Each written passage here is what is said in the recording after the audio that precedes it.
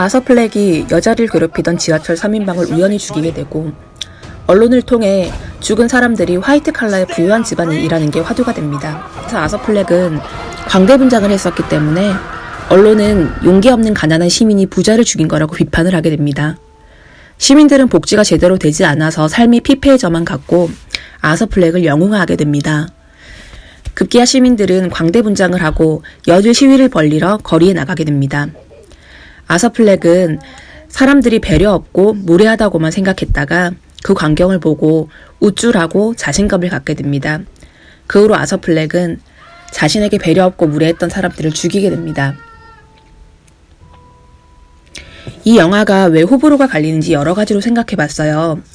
어둡고 피폐한 도시와 아서 플렉을 비롯한 광대들과 시민들이 느끼는 어려운 삶, 극명히 대비되는 부자들을 여유롭게 코미디를 관람하러 극장에 가는 장면, 병든 어머니, 가난한 자신의 집, 쓰레기장 같은 거리, 사장의 갑질, 어두운 사회복지사와의 상담실, 자신의 집, 낡은 아파트, 거리, 자신의 집을 향하는 높은 계단들, 이런 것들이 얼마나 영화를 잘 만들었는지 말해줍니다.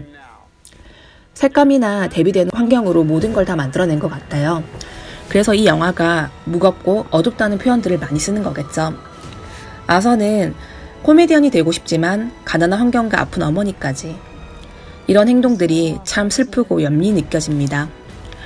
또한 영화는 2시간이 넘는 러닝타임임에도 대사가 많지 않아요.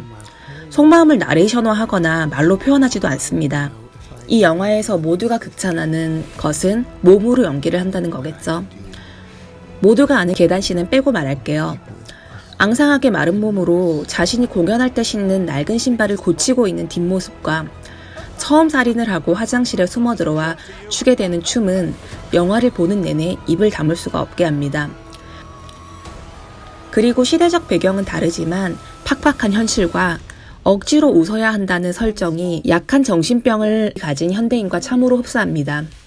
시대가 변해도 민생에 관심 없는 정치인과 아동학대를 하는 부분은 참으로 공감이 가는 부분입니다. 반대로 이 영화가 별로였다고 생각하는 사람들은 다크나이트를 생각하고 극장에 방문해서 의인인 배트맨이 악인인 조커를 무찌르는 내용을 생각했을 겁니다. 하지만 살인만 일삼는 악인을 영웅으로 여기는 시민들을 도무지 이해할 수가 없고, 분명히 나는 15세 관람가를 보러 왔는데 또 왜 나쁜 살인만 일삼는 거지? 라고 느꼈다고 봅니다.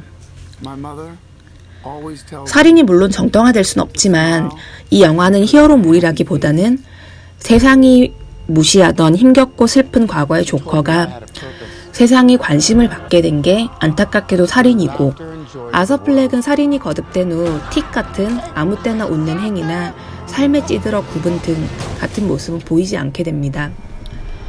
머레이를 죽이고 군중들에 둘러싸여 웃음을 띠며 시민들 앞에서 그동안 연습해오던 팔 벌리는 제스처를 보이죠.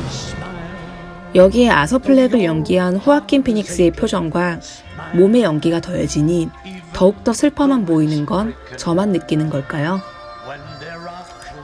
선과 악의 극명한 반전이 없는 이런 전개가 앞으로 조커와 배트맨으로 어떻게 이야기가 전개될지 궁금합니다.